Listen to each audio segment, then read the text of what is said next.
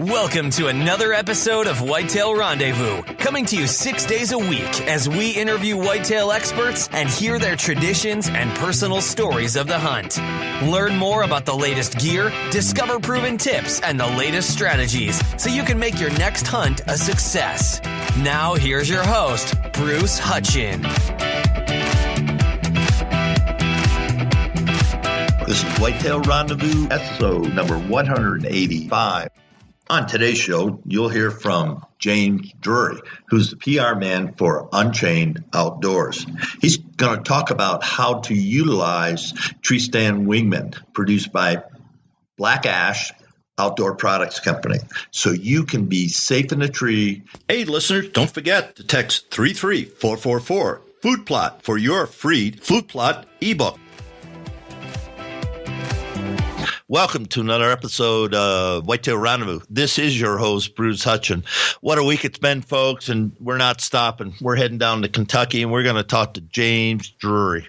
Now, James is a PR and pro staff for Unchained Outdoors, and Justin McFadden's a good friend. He was on the show earlier this week, and he's just a rock star in what he's doing, and James is saddled up with him, and they're going to do some great things. So, James, welcome to the show. Nice to be on the show, Bruce.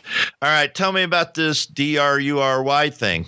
Well, not a real common name. Kind of just about the same as like Mark and Terry Drury, the Drury brothers from Drury Outdoors. And funny thing about that, we had a grand opening at Cabela's in Lexington, Kentucky, a couple weeks ago, and I met Terry for the first time, and we were both kind of shocked and blown away that we both had the same last name that was spelled exactly the same. He's met some other Drurys before, and they didn't spell their name the same way. It was DREWURY, and he was just kind of psyched that he had finally met another Drury that actually had the same last name. And of course, ironically, I found it pretty cool too, because other than the one that's in my immediate family, I've not met a whole lot of them neither. So that was pretty neat. Well, yeah, and I don't know if you went to Ancestry Quest or any of those.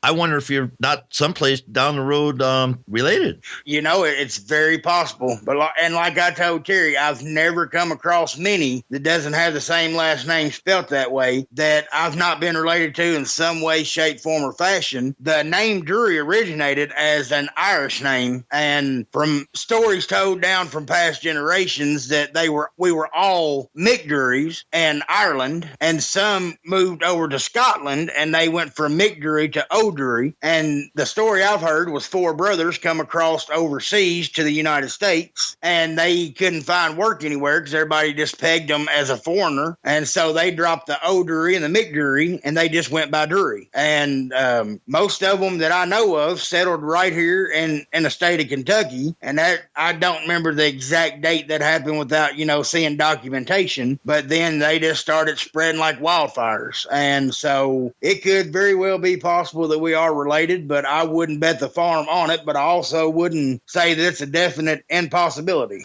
Hey, let's switch up gears, and I know you're doing PR, so what the heck are you doing over at Unchained Outdoors? Staying busy, Bruce. My day is never ending from the time I get up and what time I try to go to bed. There's always a phone call, a text message, an email. My job duties is, I don't limit myself to one thing. I make myself available to whoever and whenever. We got some really neat things coming up this year with Unchained.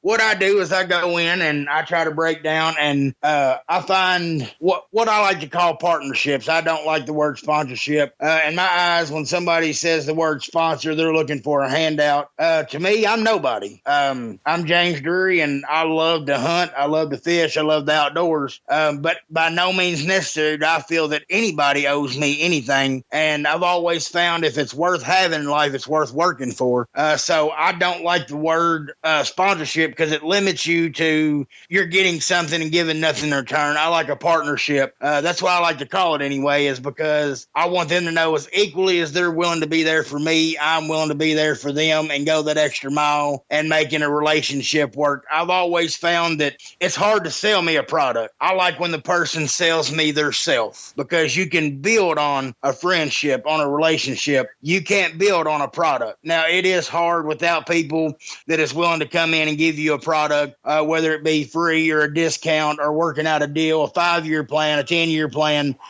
with good products, with good, tools of the trade. It makes chasing down whitetails or turkeys or ducks and geese. It makes it all easier. You can put together a plan, whether it be a decoy or whether it be a call or, a good, well-built arrow and broadhead to go after those game that gives you the reassurance that you're going to make not only a good, ethical, but a clean and successful kill. And I think that's what it's all about. As a hunter, yes, I love to hunt, but first and foremost, I'm an outdoorsman and a conservationist. Yes, and sir. I think they all go hand in hand. Right. I'm going to spin you up there.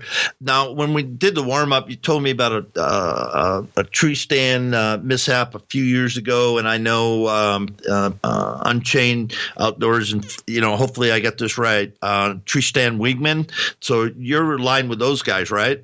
Yes, we are. Wayne Bogartis is an outstanding fella. I've not got the privilege to meet him yet, but him and Justin are coming down to go chase some longbeards with me here in 2 weeks. But yeah, back in 1998, Bruce, I was a freshman in high school and I was deer hunting, and it was one of the coldest Septembers I ever remember. And usually I, wear a safety harness, and usually I always have a utility rope. But that morning I was running late, and of course you should always put safety first. And I was knocking on the noggin, but nobody was home, obviously. And so I went and climbed up in a tree stand. There was ice on the steps, and of course I had to carry my bow up on, my arm or my shoulder through the string, and which is not only unsafe but also was well uncomfortable. And I was hunting out of a wooden ladder stand, and I was 24 feet in that booger, and a nice doe come walking by, and she circled me a few times, and when she presented a shot at 20 yards, I commenced to draw back, and I settled in on my pin, and I made the shot. And after 10-15 minutes, I went to get down and look for blood, and when I did, I didn't have the utility rope, so I had the bow in one hand and the ladder in the other. And as soon as I stepped down off the platform, I thought I had the bow and the ladder clapped in my hand, and I went to remove my other hand, and my feet just went right out from underneath of me, and I just started doing somersaults and backflips out of this tree stand, and I landed on a log and broke it in two with my back. And of course, I was terrified, thought I was paralyzed, but after a while I sit there and kind of wiggled my toes, but come find out, didn't find the deer, which just added insult to injury. But later, following up with a doctor, I tore all the muscles and ligaments loose in my lower back. I slipped 3 discs and cracked 4 vertebrae, and of course the harness I had wasn't that great. Of course, I was a bigger guy, and it just didn't really fit well, and I would have give anything to had the reassurance and the comfort of a tree stand wingman back then. But you live and you learn, and that's why I always stress safety should be first. And sometimes we all get caught with our pants down, and we think we'll be okay, so we go ahead. But it didn't turn out in my favor. Well, that's to say the least. Now, do you ever get in the tree stand, 5 feet off the ground, without a safety harness hooked up and without a pull-up rope? Since that day, no, I have not. Of course, I did get back up, just like the old saying goes, if you fall off the horse, get back on it or you never will. So actually, matter of fact, I left the bow on the ground that day, but I climbed back up in that stand and I guess gathered what manhood and dignity I had left after being, terrified after a fall like that. But of course, I hunt out of ladder stands. I don't do climbing stands. I'm a big guy. Most of them, aren't rated for the weight capacity that I need. So I do hunt out of ladder stands, but also hunt a lot out of ground blinds. And tell me about that. Tell me about ground blind hunting. Well, ground blind hunting is a safe and effective way to hunt whitetails, turkeys, pretty much any kind of game you're going after. And of course, in my earlier years, I was born legally blind, and I was born cataracts on both eyes, and my vision was limited to almost nothing. And of course, they told me I'd never drive and I'd never do a lot of things. I couldn't never play sports, so all I'd done from an early age was hunt and fish. And years down the road, I had my eyes fixed, and which was a miracle and a blessing from God. And, to make it all possible, my vision was 2,600, and now my vision is 2030. I still only have one good eye, and I'm right eye dominant and right-handed, but the way the world turns out and the way it worked out, that's the eye I can't see out of. So I had to train myself to shoot a gun and a bow left-handed. But in my older years, I have the deepest passion for bow hunting that there ever was. And so ground blind hunting with a bow, I'd recommend definitely, always practice where you're going to be hunting. But ground blinds are effective. They're quiet. They keep you concealed. Another good product that we use is the Bow Dagger, Dax Bunch. He is an outstanding guy with an amazing product. What's that again? I didn't catch that. It is the Bow Dagger, and I will not go hunting without it. If you're in a tree stand, he's got a bracket for it. If you're in a ground blind or outside just hunting on the ground, still hunting, it is it's a stabilizer plus a mechanism that stands your bow up by itself. It has a peg you stick in the ground and you press it down with your foot and it holds your bow up. And the way you set it up, your bottom limb or wheel, depending on what kind of bow you shoot, it never touches the ground. So you can actually shoot your bow with it stuck in the ground, like say you was to be out west, on an elk hunt or a pronghorn hunt, and that's how, he come about. He got tired of always having to set his bow down and he was never ready. So he envisioned it and he went home and started working on it and he come up with a wonderful product. And it's just so rewarding that I can sit in a ground blind and stick my bow in the ground with that Bow Dagger and it sets up arrow ready. You ain't got to worry about leaning your bow over, landing on the ground, leaning your arrow into the blind and cutting your blind with a broadhead. It's beautiful. I mean, it is a beautiful thing. It's always sitting right there ready for you to pick your bow up. And, once you stick it in the ground, the release is so easy. I mean, you can do it with two fingers, but it's always giving you reassurance that your bow is there and ready. And, your bow stands up for you. My bow never touches the ground now. Wow. When you're at home, it's got a stand that you can sit on the floor, on a dresser, whatever, and you can display your bow that way instead of hanging it up and putting wear on the strings or taking a chance of getting stepped on or the sights knocked off. It's got a home stand that you set it in at home. And that company, again, is Bow Dagger? Bow Dagger. BOWGGER.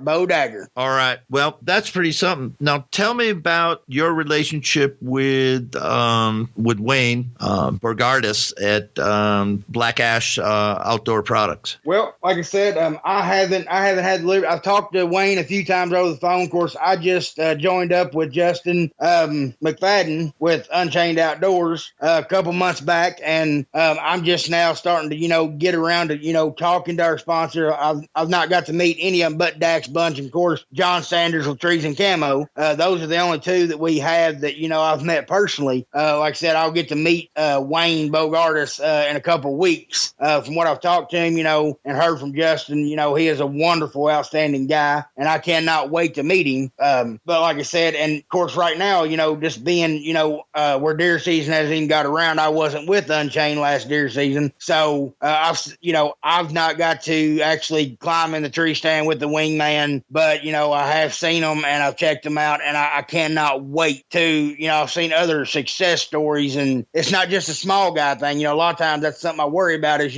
is it built for me? But I have nothing but full confidence, and I cannot wait to go chase whitetails with the wingman this year. It's going to be undoubtedly an awesome experience that I just cannot wait for. Yes, sir.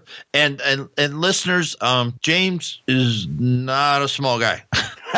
No, James is not. James 6'3.5", and James weighs about 375 to 380 pounds on a good day. And Lordy, James is not small at all. And to have confidence in my equipment it's key. I mean, if I can't be comfortable, I go and set all day. Especially when you're rolling cameras trying to get on footage. If you don't get the footage, you don't get the harvest. And I don't Well, I say that because there's a lot of missed opportunities, but there's a lot of learning experience that comes with it. And, we show people the 5 to 10 minute clips of, when we harvest an animal, but what they don't see is the 5, 6, 7 days a week that we spend anywhere from 8 to 10 hours a day in a tree stand or a ground blind when there's nothing happening, just like everybody else that goes hunting. And that's the grueling part that people don't see.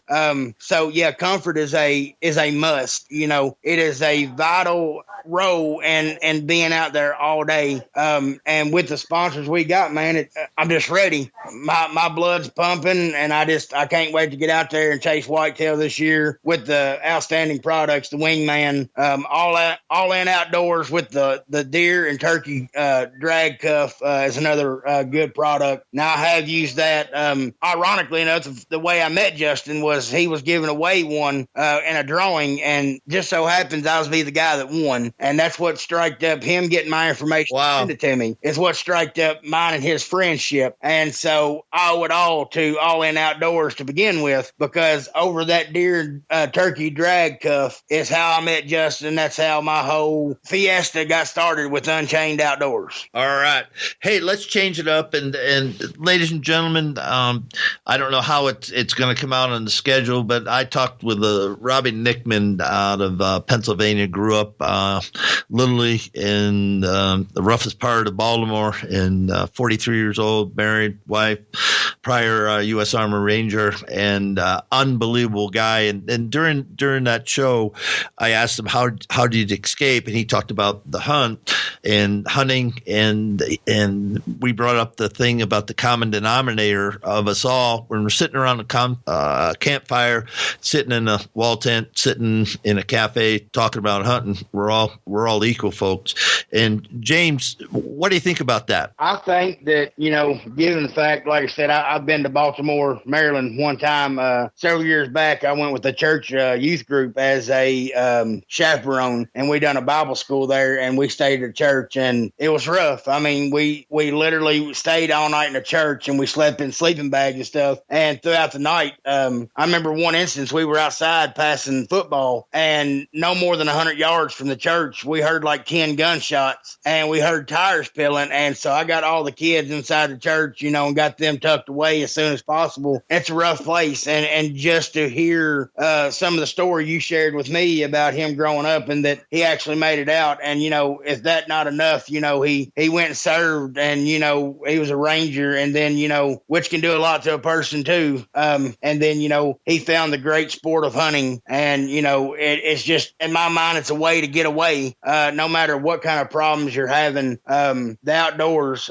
it's a place to reflect. It's a place to ponder. I've had a lot of wise conversations with myself, and well, I would call them wise. I've had a chance to do a lot of thinking. Of course, me being me, I was raised up in church, I have the religious background, and I owe it all to God. And, that's a big part of my life. And, with my story about being legally blind and, growing up that way, and, getting picked on by all the kids because I couldn't see, and I had to have large print books, and, just the name calling, and, I couldn't play sports because if I got hit in the head a certain way, I'd go blind. So, my domain, my sanctuary was away from church, was hunting and fishing, just sitting out there in a tree stand, waiting on a whitetail, a creature that God created, and made it all possible, to sit out there and reflect on, a lot of people feel sorry for themselves, and they want to complain about the hand they was dealt in life. And I find it funny sometimes, because as bad as we got it, there's always somebody that's got it worse, whether it be people in foreign countries or, the poverty level right here in the United States. It's a different thing, man. A lot of people don't notice it because they don't go looking for it. But like I said, I think that it'd be a good way to end a lot of stress and a lot of depression if a lot more people would get out of the house and, go camping, go fishing, go hunting. A lot of people look at it as a murderous sport, and I don't like to look at it that way. A lot of people don't look at the side that when, a mom and her 2 fawns or 3 fawns come walking out, and you sit and you watch them. And it's hard to explain to somebody how you can watch something so beautiful, but then when, a different one comes out, you can harvest that animal. And I don't like to use the word kill or slaughter. I like the word harvest, because because that's what you're doing. You're grocery shopping in Mother Nature. I eat everything I kill. I'd rather have venison, wild turkey, fresh caught fish than I would food from a fast food joint or a convenience store any day of the week. There's no byproduct. There's no steroids. I just think that, hunting it's a gift from God, and it is what it is. It's a sanctuary, and I believe that it's what makes us all who we are. Jim Shockey always says, it's part of who you are. It's not something you do, and it brings a lot of people together. I've met some of the nicest, down to earth people through being on, hunting, videotaping shows, being at trade shows, like what we're doing right now. Never met you before, Bruce, but just what short time I've talked to you, man, what you do is awesome. And you get to know the person, and you want to know their stories, and not just do you want to know them because you want to get to know them, you want the rest of the world to hear them as well. And I think that is outstanding that you take your time and you do the things you do. And I think it's miraculous. Thank you. Oh, let's change it up now. Let's talk about the hunting tradition. How did you end up in a tree stand, dude? Well, when I was, as long as I can remember, things are different then they are now, and I don't guess people use their thinking caps as well, but as long as I could remember, my dad at the early ages of 3, 4, 5, he would take me out to the deer woods, and he had an old climbing stand. Of course, back then it was new, but the old metal thin band, and he would put me on his back, and I'd hold on with my legs and my arms, and he'd make sure I was secure, and he would climb. And now he never climbed real high, he'd climb 10, 12 feet, and he would put me in the seat, and he would put an old nylons type harness around me, and he would sit or kneel on the edge of the platform, and when he hunted by himself, he may have trophy hunted or killed harvested a doe for food for the family. But if I was with him and and a deer come out, he would harvest that deer so he could share that experience with me, that it'd be memories that last a lifetime. And he showed me how to read a trail. Of course, in today's modern time,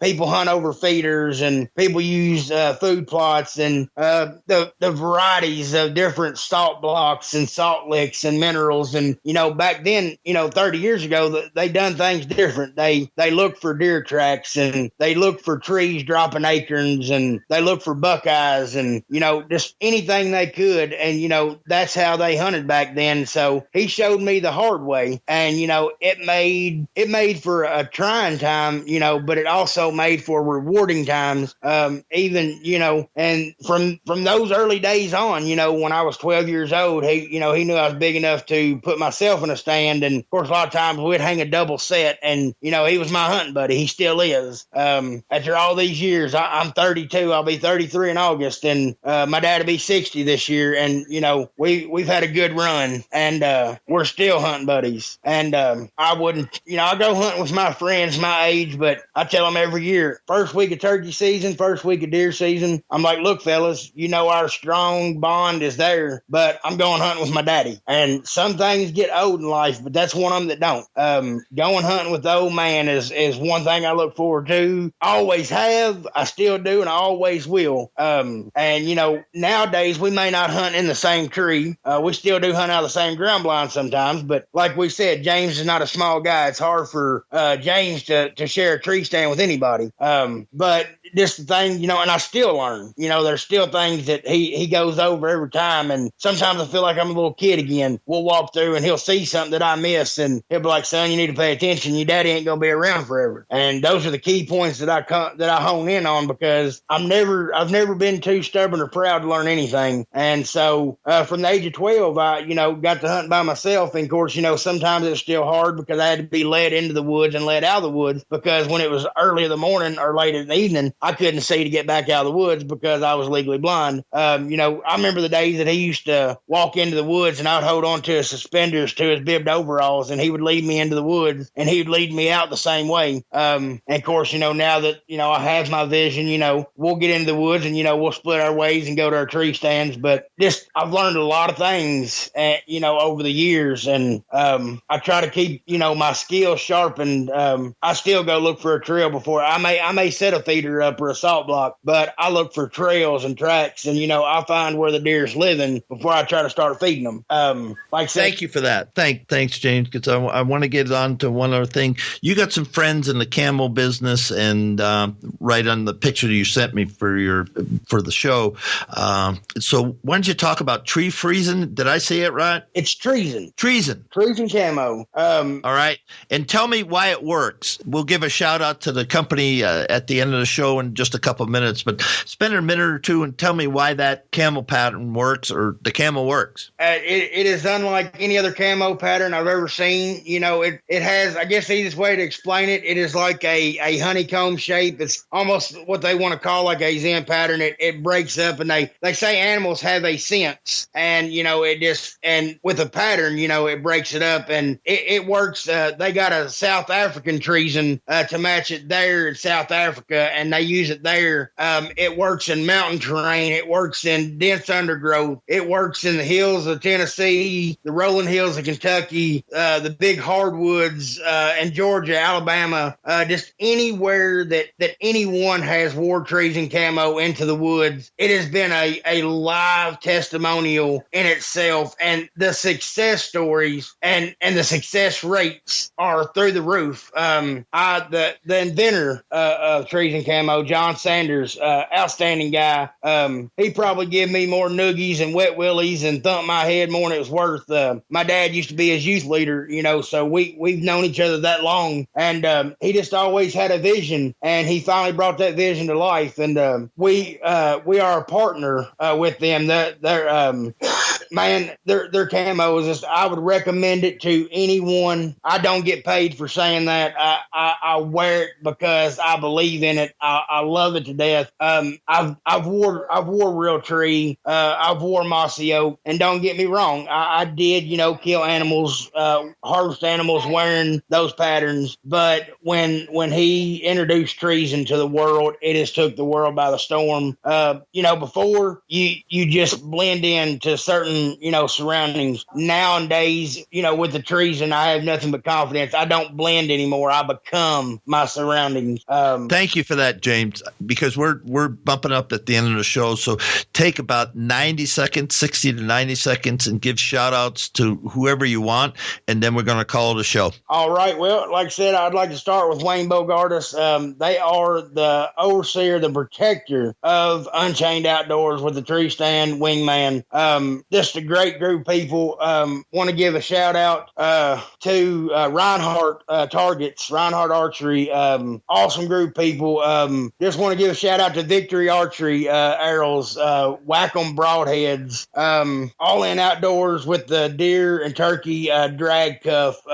There's just so many, man. I don't want to leave anybody out. John Sanders, Trees and Camo, him and Matt Murphy and Matt Mitchell, the whole crew, they work their hind ends off from daylight to dark. Carlson's choke tubes, like I said, I don't want to leave anybody out.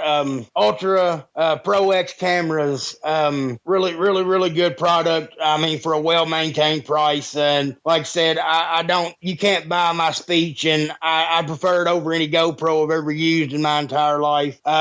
Like I said, just want to thank, Justin McFadden himself for, giving me a shot. I want to thank you, Bruce, for giving me the opportunity to tell my story and some of the highlights of my life. Most importantly, I want to thank God for making it all possible. Without him, none of it's possible. Like I said, that's the biggest thing in my life. Without God, there is no hunting, there is no nothing, there is no me. So, like I said, just want to thank God for giving me the opportunity to do the things I do, to have to be able to do my passion and go the places I've been, see the things I've seen, meet the people I've met. In a nutshell, it's all because of him. Amen to that, James. And I love my life, brother. And so on that note, ladies and gentlemen of Whitetail Rendezvous Nation throughout North America, another great show, another great man, another great story. And that's what Whitetail Rendezvous is all about, bringing you great stories, bringing you good content about whitetail hunting, throwing in a buck nugget here and there. And James Drury, it's been a blast to have on your show. I can't wait the next time. All right, Bruce. Well, you take care. God bless, and you have an outstanding day. Make sure you tune in next time to listen to Michael Waldlaw out of St. Louis, and he's with UC Hunting Properties. He knows where the big bucks are in the state of Missouri. Thanks for joining us. Be sure to tune in tomorrow for another episode of Whitetail Rendezvous, where you can listen and learn from the experts so you can be more successful on your next hunt. Until next time, listen, learn, and succeed. Remember to text 33444 Food Plot for your free ebook.